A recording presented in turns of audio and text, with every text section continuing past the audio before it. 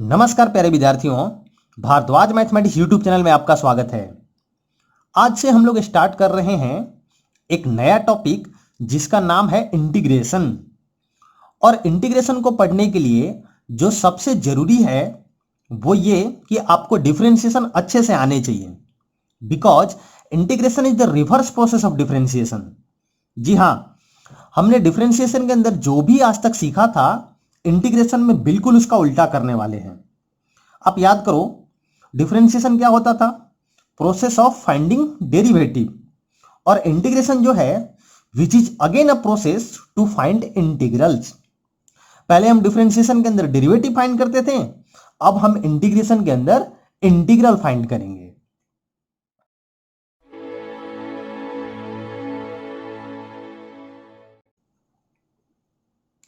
तो इंटीग्रेशन क्या है? Integration is the reverse process of differentiation, hence it is also called anti derivative. और ये एक बहुत ही पावरफुल स्टेटमेंट है, क्योंकि इस एक स्टेटमेंट के अंदर आपका पूरा का पूरा डिफरेंशिएशन कवर हो गया है। इसलिए मैं तो मान के चलूंगा कि आपको डिफरेंशिएशन अच्छे से आते हैं, क्योंकि डिफरेंशिएशन के बगैर इंटीग्रेशन को पढ़ना कुछ वैसा ही होगा जैसे ट्रिग्नोमेट्री के बगैर इनवर्स ट्रिग्नोमेट्री को पढ़ना होता। इसलिए डिफरेंशिएशन तो आपको आने ही चाहिए। जैसे मैं आपसे कहूं कि एक्स स्क्वायर का डिफरेंशिएशन क्या होगा, तो आप कहेंगे सर 2x।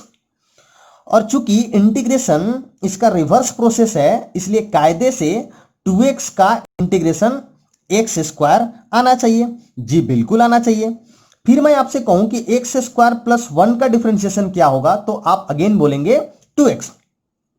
तो यहां से 2x का इंटीग्रेशन एक्स स्क्वायर प्लस 1 आना चाहिए, because integration is the reverse process. Similarly x square plus 2 का डिफरेंशिएशन होता है 2x, इसलिए यहां पर 2x का इंटीग्रेशन आएगा एक्स स्क्वायर प्लस 2। तो आप कहेंगे ई का गुरुजी हमको बुड़बक समझे हैं, यहां पर 2x का इंटीग्रेशन एक्स स्क्वायर, यहां पर एक्स स्क्वायर प्लस 1, और यहां पर तो हदे हो गया, एक्स स्क्वायर प्लस 2 बता रहे हैं।